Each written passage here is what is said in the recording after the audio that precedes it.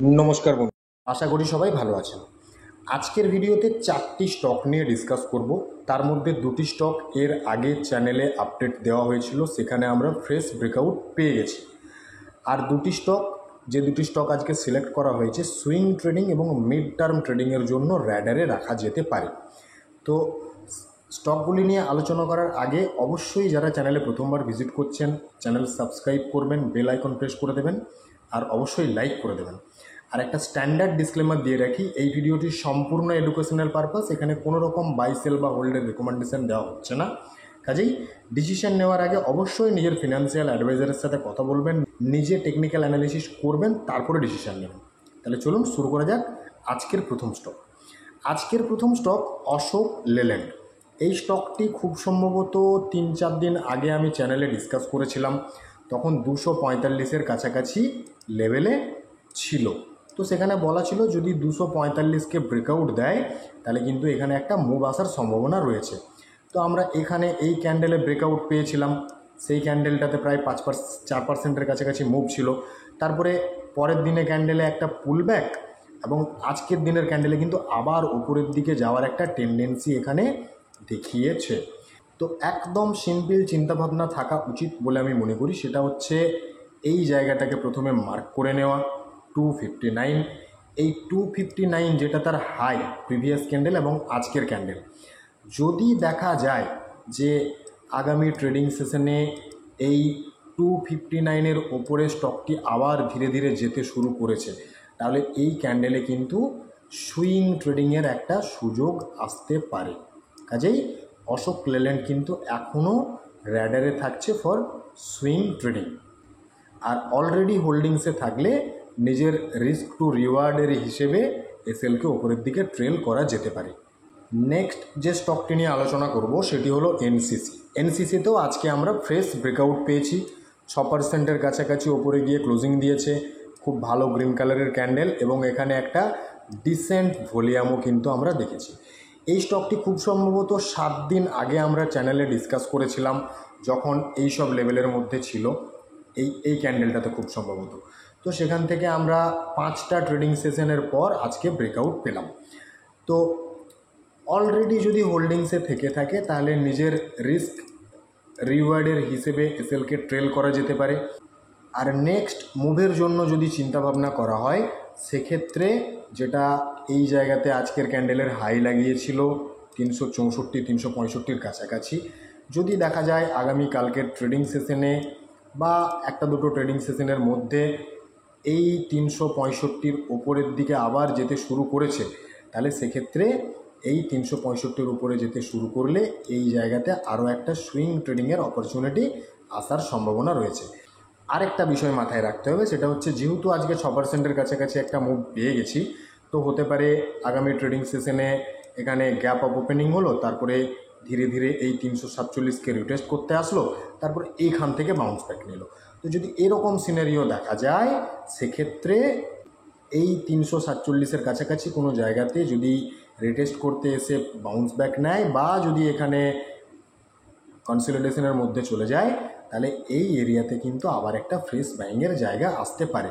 তাহলে NCC limited breakout stock হিসেবে আমাদের র্যাডারে থাকছে ফর সুইং ট্রেডিং। পরের যে স্টকটি নিয়ে কথা বলবো, স্টকটির নাম হাইটেক পাইপস লিমিটেড।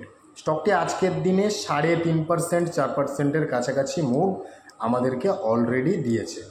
এবং এই স্টকটিকে সুইং ট্রেডিংয়ের জন্য সিলেক্ট করার যেটা মেন কারণ, স্টকটিকে যদি আমরা এই জায়গার থেকে মার্ক করি তাহলে দেখতে পাচ্ছি স্টকটি কিন্তু একটি আপ ট্রেন্ডে রয়েছে এবং নিচের দিকে একটা বিশেষ ট্রেন্ড লাইনকে সাপোর্ট করে উপরের দিকে যাচ্ছে। কারণ এখান থেকে যদি আমরা দেখি, এখানে সাপোর্ট, এই জায়গাতে সাপোর্ট, এই জায়গাতে সাপোর্ট, আবার এইখানে যখন কারেকশন করলো সেম এই জায়গার থেকে কিন্তু বাউন্স ব্যাকটা আমরা নিতে দেখলাম। এছাড়া আরেকটা বিষয় যদি আমরা এখানে ভালো করে খেয়াল করি, সেটা দেখতে পাবো তার যে লো, সেই লোগুলোকে কিন্তু ওপরের দিকে শিফট করছে এবং তার যে হাই, সেই হাইগুলোকেও কিন্তু ওপরের দিকে শিফট করছে, অর্থাৎ হায়ার হাই হায়ার লো বানাচ্ছে। এরপর আমরা এই স্টকটিতে কিভাবে আমাদের র্যাডারে রাখবো, আমাদের সিম্পল যেটা চিন্তাভাবনা থাকবে সেটা হচ্ছে এই জায়গাতে যে স্টকটি রিসেন্ট হাই বানিয়েছিল, সেই জায়গাটাকে প্রথমে মার্ক করে নিতে হবে কত, 156 বা 157 টাকা। যদি আগামী ট্রেডিং সেশনে দেখা যায় যে এই 156 বা 157 যে লেভেলটা রয়েছে এই লেভেলটাকে ব্রেক করে উপরের দিকে যেতে শুরু করছে, তাহলে কিন্তু এই ক্যান্ডেলে আমাদের একটা বাইংয়ের অপরচুনিটি আসবে। কিন্তু অবশ্যই আমাদেরকে যেটা দেখতে হবে সেটা হচ্ছে এই জায়গাতে ভলিউম আমাদের যদি ইনক্রিজ না হয় তাহলে কিন্তু সমস্যা আছে।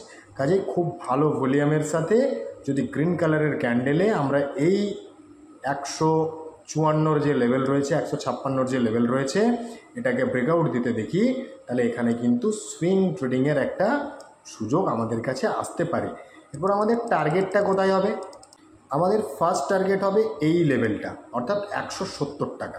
এবং এই 170কে যদি আমরা ব্রেক করতে দেখি তাহলে কিন্তু নিয়ার ফিউচার আমরা আরও অনেক বড় র্যালি এই স্টকটির থেকে দেখতে পেতে পারি।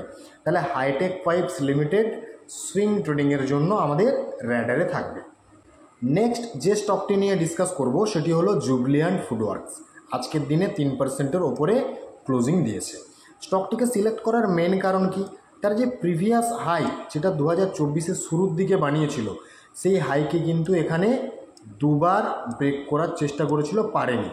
ফাইনালি এই জায়গাতে ব্রেকআউট দেয়। ব্রেকআউট দেওয়ার পর আমরা রেটেস্টও দেখেছি এবং আজকের দিনের ক্যান্ডেলে আমরা দেখলাম কিন্তু এখানে একটা বাউন্স ব্যাক। তো এখানে আরেকটা বিষয় আমরা খুব ভালো করে খেয়াল করলে বুঝতে পারবো, এই জায়গাটাকে যদি মার্ক করি তাহলে দেখুন এখানে কত সুন্দর একটা কাপ অ্যান্ড হ্যান্ডেলের মতন প্যাটার্ন বানিয়েছিল এবং যে প্যাটার্নটাকে ব্রেকআউট দিয়েছে।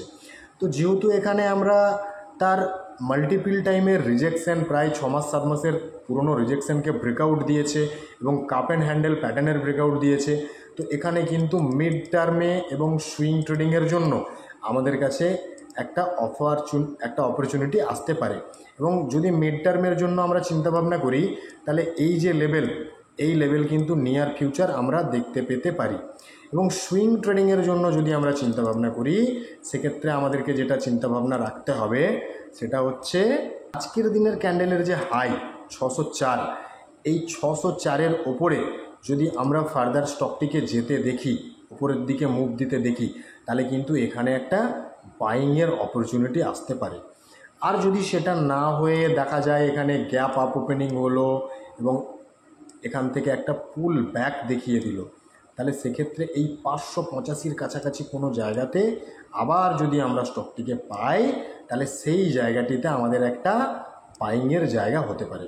তাহলে জুবলিয়ান্ট ফুডওয়ার্কস মিড টার্ম এবং সুইং ট্রেডিংয়ের জন্য আমাদের র্যাডারে রাখা যেতে পারে। বাকি এই ভিডিও থেকে কোনো বাই সেল বা হোল্ডের রেকমেন্ডেশন দেওয়া হচ্ছে না। অবশ্যই নিজের ফিনান্সিয়াল অ্যাডভাইজারের সাথে কথা বলে ডিসিশন নেবেন। ধন্যবাদ।